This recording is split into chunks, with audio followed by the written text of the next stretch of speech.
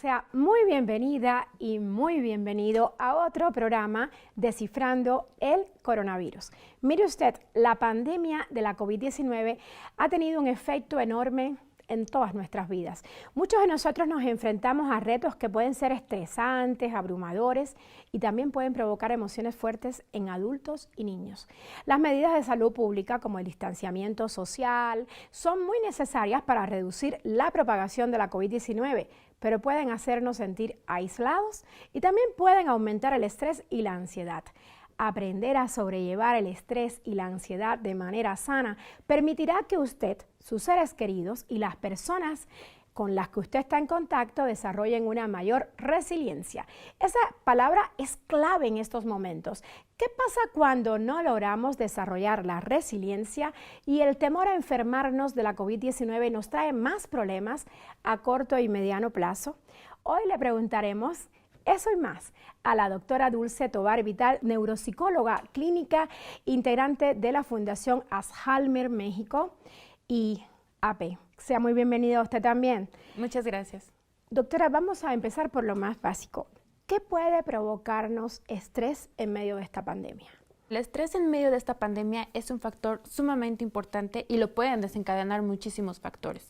El estrés en ciertas circunstancias puede ser bueno, pero también nos lleva ya, cuando es muy crónico y muy constante, nos lleva a aspectos negativos, ¿no? Entonces podemos tener algunos sentimientos de temor, de enojo, de ira, provoca también algunos sentimientos pues de frustración, molestia constante.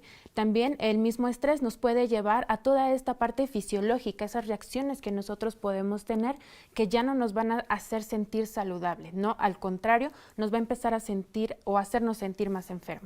Pero también es normal sentir estrés y ansiedad. Claro, es muy normal y sobre todo en estas épocas de pandemia, ¿no? Es muy normal que nosotros cuando ya no tenemos una estructura en nuestra vida, cuando cambian toda esa estructura, pues obviamente nos enfrentamos a cuestiones muy nuevas, muy novedosas, que va a desencadenar estos factores estresantes en las personas. Hay expertos que dicen que la COVID incluso nos puede llevar a desarrollar delirio. ¿De qué se trata, doctora? El delirio es un tema muy importante en estas cuestiones de salud. El delirio son algunos signos y síntomas que nos pueden detonar un cambio cognitivo en las personas, ¿no? Se presenta sobre todo con dificultades atencionales. ¿Qué quiere decir? Que nosotros no vamos a prestar la misma atención a nuestro entorno, va a disminuir ese nivel de atención que vamos a tener y por lo tanto nuestras facultades cognitivas o nuestras funciones cognitivas se van a ver mermadas. Vamos a tener también algunos síntomas de desorientación, podemos no conocer el lugar en el que nos estamos encontrando, el que nos rodea, nuestro pensamiento y nuestro juicio también pueden variar o disvariar en este sentido. Y cuando padecemos COVID y esto nos lleva a tener delirio, ¿este delirio puede desembocar en enfermedades crónicas? Sí, claro. El delirio puede ser lo que nosotros llamamos hipoactivo o hiperactivo. ¿Qué quiere decir? Que el delirio hipoactivo son estos síntomas en donde la persona va a estar más apagada, va a estar muchísimo más tranquila de lo que suele estar, y el hiperactivo es una movilidad constante. Vamos a tener que la persona va a empezar a deambular, va a estar de aquí para allá y su pensamiento va a ser nada concreto, no va a llegar a una meta o a un fin. Entonces, este tipo de delirio, cuando es crónico, puede desembocar en algunas enfermedades neurodegenerativas. ¿Cuáles, doctora? Como por ejemplo las demencias. Y en las demencias pues pueden existir distintos tipos. La principal o la que se encuentra mayormente en la población es la enfermedad de Alzheimer. En la enfermedad de Alzheimer es la que explica alrededor del 60 o 70% de todas las demencias que existen a nivel mundial. El segundo tipo de demencia más común es la demencia de tipo vascular. Tiene este componente más de irrigación sanguínea, en donde tenemos un factor, por ejemplo, como la hipertensión, que nos puede jugar en contra y favorecer el desarrollo de este tipo de demencia. Tenemos otras como son la demencia frontotemporal, la demencia mixta, que es enfermedad de Alzheimer con un componente vascular, entre otras. Pero la mayormente o la que explica la mayor cantidad de trastornos neurodegenerativos es la enfermedad de Alzheimer. Doctora, hay varios estudios que indican que algunos pacientes tras recuperarse de la COVID, sin embargo, desarrollan enfermedades cognitivas, tanto a corto como a largo plazo. ¿Por qué sucede esto y hay alguna manera de evitarlo? Sí, sobre todo si tomamos en cuenta que la enfermedad por coronavirus es una enfermedad inflamatoria en nuestro sistema, eso va a afectar directamente a nuestro cerebro. Algunas de estas afectaciones se ven, por ejemplo, a través de la irrigación sanguínea, que pueden ocasionar accidentes cerebrovasculares. Esto a largo plazo, si tenemos diversos factores que están afectando, van a desembocar en algún tipo de trastorno neurodegenerativo. ¿Cómo lo podemos combatir o cómo lo podemos evitar? Pues es primero apegarnos a los tratamientos médicos que nos sugieren, ¿no? Porque eso precisamente va en son de la prevención de esas complicaciones a largo plazo. Entonces, una primera intervención sería seguir al pie de la letra las indicaciones médicas. ¿A qué se debe que los pacientes que tuvieron ya COVID luego desarrollen problemas cognitivos? ¿Esto se puede evitar? ¿De qué manera? Actualmente tenemos muchas herramientas digitales que nos van a ayudar a mantenernos conectados. Es importante recalcar que estamos distanciados físicamente, pero no emocionalmente. Estas herramientas digitales, ¿qué van a hacer? Van a favorecer la comunicación que podamos tener con otros familiares a distancia. Por ejemplo, mi abuela no tiene acceso a una red social, pero yo le puedo acercar la herramienta para que juntas podamos ver a nuestros familiares, podamos mantenernos en contacto y sobre todo es muy importante el estado anímico que en ella se refleja, ¿no? Al ver a sus hijos, a ella le ayuda muchísimo y de repente se le alegra el día, ¿no? Entonces son esas acciones que nos pueden ayudar a mantenernos con estos lazos más estrechos. ¿Por qué los pacientes, después que se recuperan, desarrollan problemas cognitivos? Uno de esos factores que puede contribuir es el estrés constante que vive una persona cuando ya tiene la enfermedad. Incluso se puede ver desde antes, ¿no? Con este miedo, con angustia de podernos contagiar. Entonces, todo ese estrés va a causar diferentes estragos. Los problemas cognitivos se deben mucho también y que se siguen estudiando actualmente por investigaciones neurológicas, es esta parte de cómo afecta directamente el virus o la enfermedad a nivel neurológico. Entonces, algo muy importante aquí y que quizás no se tiene como una conciencia social es también cuidar nuestra salud mental, nuestra salud emocional, pero también nuestra salud cognitiva. ¿Cómo usted detecta que alguien tiene un deterioro cognitivo para que pueda reaccionar, digamos? Nosotros ya tenemos un conocimiento previo de nuestros familiares, sabemos cuáles son las capacidades que tiene nuestro familiar en el día a día.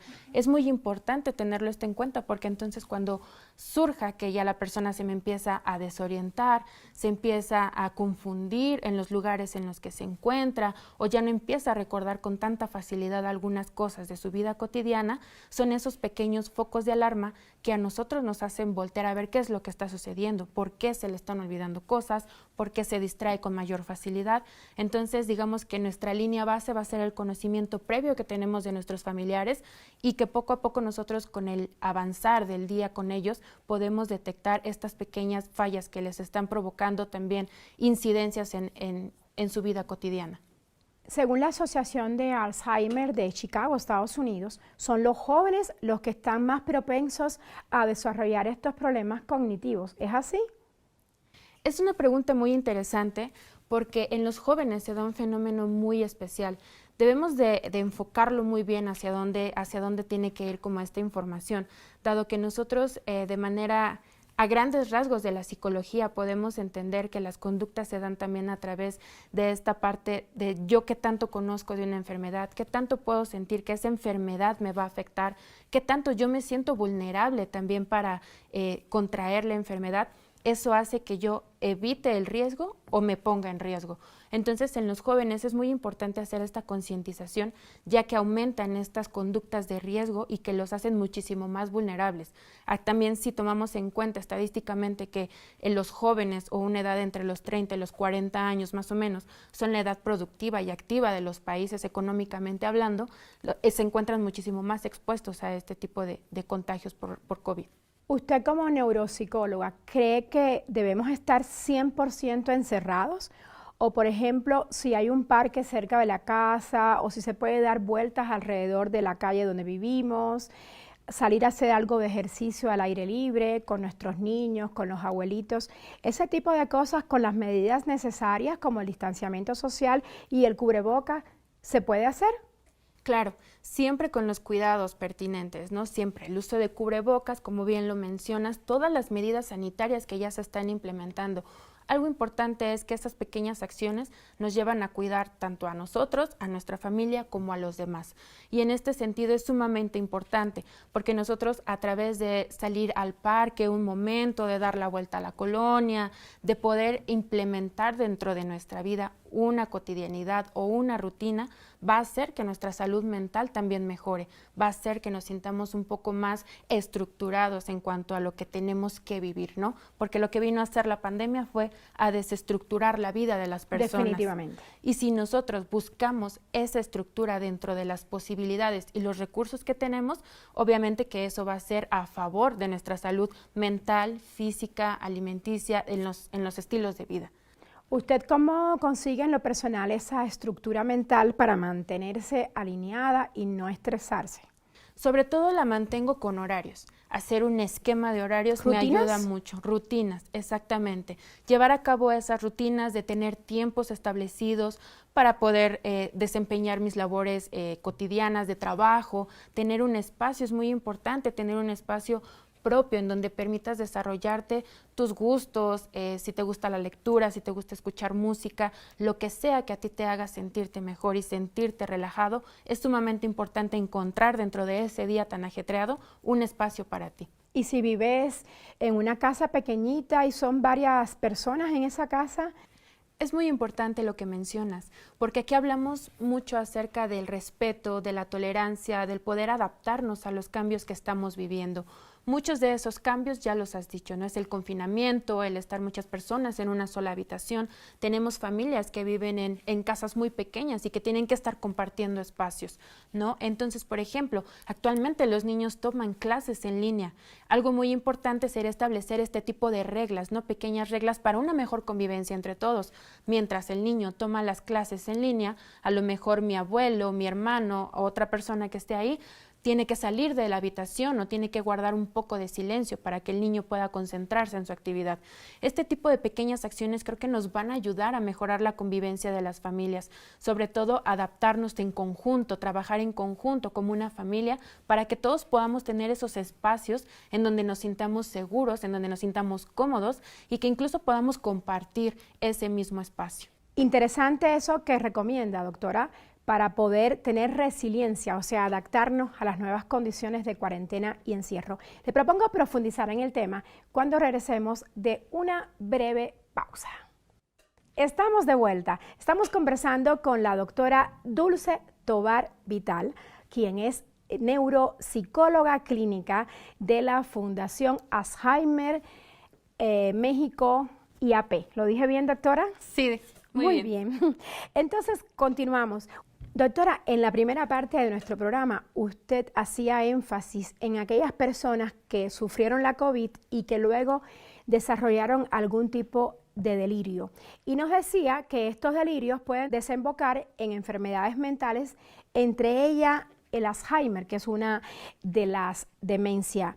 ¿Qué deterioro sufre el sistema nervioso central, así explicado a detalle, cuando tenemos COVID? Pues bueno, nuestro sistema nervioso central sufre la invasión de este virus. Esa invasión, ¿en qué se refleja? En una inflamación. Muchas de las investigaciones también han sugerido neuroinflamaciones. ¿Qué quieren decir esto? Que nuestro cerebro se va a inflar, se va a hinchar, por así decirlo, ¿no? Más de lo normal. Esto nos puede llevar a diferentes complicaciones. Muchas de ellas es dado que nuestro cerebro cambia en su forma, en su tamaño, pues entonces va a haber algunas complicaciones cognitivas, pero también conductuales. ¿A qué me refiero? A que vamos a encontrar algunas fallas, por ejemplo, en lenguaje, en memoria, en cuestiones atencionales, pero también podemos encontrar alguna sintomatología conductual. A lo mejor nos podemos sentir más irritables, nos podemos sentir más enojados, ¿no? Pero todo ello tiene una explicación que viene dada por la infección que sufre nuestro sistema. ¿Y estos son la mayoría de los casos o son poquitos casos los que sufren las afectaciones al sistema nervioso central cuando tienen la COVID y presentan síntomas, obviamente?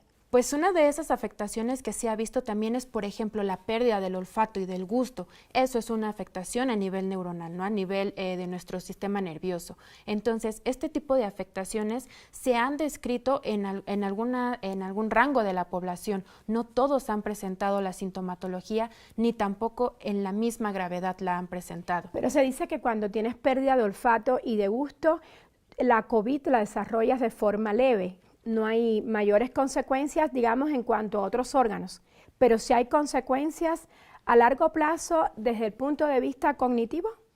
La pérdida del olfato y del gusto pueden desencadenar en estos trastornos cognitivos. Es como cuando un adulto mayor pierde también la capacidad de escucha, ¿no? Eso acelera su deterioro cognitivo porque empieza a aislarse, ¿no? Sus conversaciones ya no son iguales como con las demás personas. Entonces, la pérdida de olfato o de gusto también puede ser un factor más que se puede sumar a que nosotros podamos desarrollar una enfermedad neurodegenerativa. ¿Y estos síntomas cuándo aparecen? Por ejemplo, usted tuvo COVID y lo único que le pasó durante estos 15 o 20 o 25 días es que perdió el olfato, pero luego puede desarrollar, usted ha dicho, problemas cognitivos. ¿Y estos síntomas de los problemas cognitivos cuándo aparecerían? ¿Qué se sabe de esto?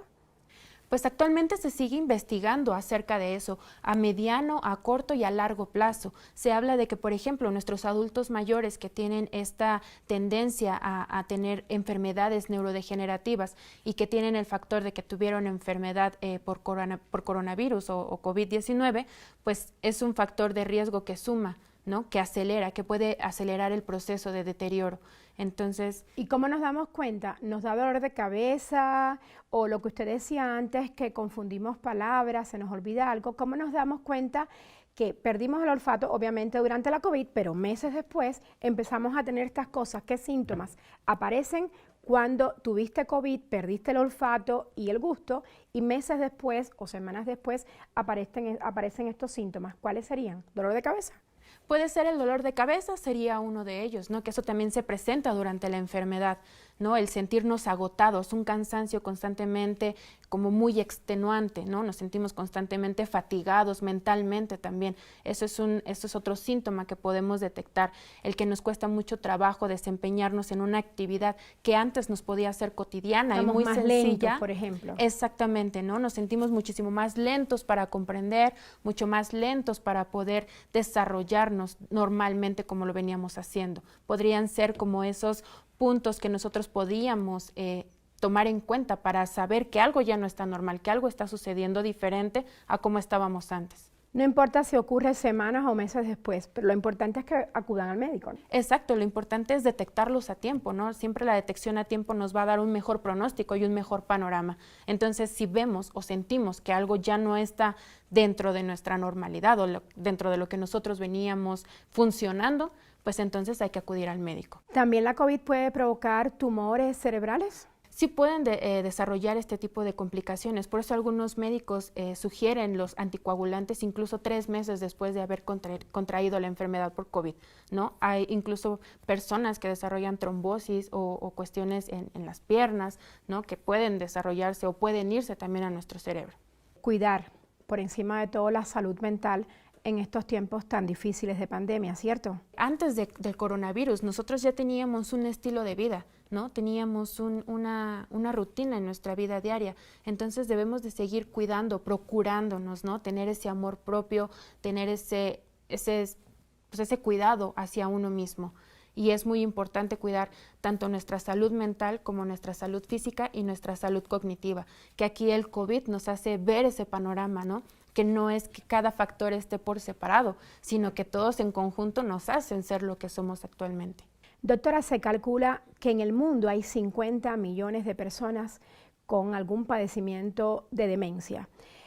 ¿Cómo ayudar a estas personas que presentan estos trastornos? Justamente, ¿cómo ayudarlos a no contagiarse? Puede ser, si lo vemos desde la perspectiva de que una persona con demencia no tiene los cuidados, ¿no? Ellos no tienen esa conciencia de cuidar la salud.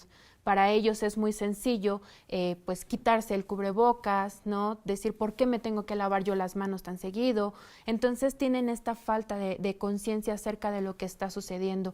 Algo muy importante con las personas con demencia para que podamos aminorar esta cadena de contagios es ayudarlos, orientarlos, ¿no? Brindarles la información necesaria con base en las capacidades que ellos también tengan. De nada me sirve comentarle, por ejemplo, a Conchita, que tiene demencia, ¿no? De que el coronavirus es esta enfermedad que afecta a nuestro sistema nervioso central. No me sirve de nada porque no le estoy ayudando. Al contrario, la puedo abrumar más de lo que ella ya está. ¿Y qué información debemos darle a las personas que vivan con nosotros y presenten demencia o incluso olvido, se le olviden mucho las cosas y no necesariamente sea Alzheimer, ¿no? Sobre todo debemos darle información muy concreta, muy sencilla. Por ejemplo, ¿cómo usted explicaría que hay un virus y que debe ponerse el cubreboca todo el tiempo? Por ejemplo, lo que le podríamos decir, en este caso de Conchita, le podríamos decir, mira, tenemos que usar este cubrebocas porque nos tenemos que cuidar. Me cuido yo, te cuidas tú. Y siempre con el ejemplo, siempre haciéndolos que vean que nosotros también somos partícipes de ese cuidado. Si nos queremos que vaya a lavar las manos, la llevamos junto con nosotros y lo podemos hacer en conjunto. Con personas que tienen capacidades cognitivas más conservadas, podemos hacerlo de manera más directiva, podemos ponerle algunos recordatorios, algún mensaje, ¿no? De que hay que lavarnos las manos constantemente y entonces siempre con el apoyo mutuo, siempre llevándolos, siempre apoyándolos y hacerlos sentir que también ellos se están cuidando y a nosotros mismos. Creo entender por lo que usted me dice que las personas con demencia, incluso con Alzheimer, no advierten del peligro de la enfermedad y nosotros tampoco debemos de estar abrumándolos con una larga explicación sobre qué es esta pandemia que nos está afectando a nivel mundial. Pero, ¿qué hacer con una persona que tenga problemas cognitivos en general y vives con ella? Algo muy importante que sucede con las personas con Alzheimer o en general a veces con las demencias es que pierden fácilmente la memoria a corto plazo. Si yo le digo a mi abuelito que tiene Alzheimer, nos tenemos que lavar las manos constantemente, probablemente él a los 10, 15 minutos lo va a olvidar, ¿no? Entonces son esas cuestiones en donde nosotros tenemos que ser muy directivos con ellos, tenemos que llevarlos y hacerlo en conjunto. Siempre con ellos funciona mucho la imitación, funciona que nos vean hacerlo, funciona que nosotros los dirijamos, ¿no? Porque entonces de repente vemos que le ponemos el cubrebocas, pero ya de pronto lo puede traer en la cabeza, lo puede traer en la mano, entonces tenemos nosotros que hacer ese eje rector que los ayude a organizarse y a orientar en las acciones que ellos deben de seguir. Usted decía antes que no todas las demencias significan que tengas Alzheimer, pero también la demencia se confunde con otros padecimientos. ¿Cuáles son?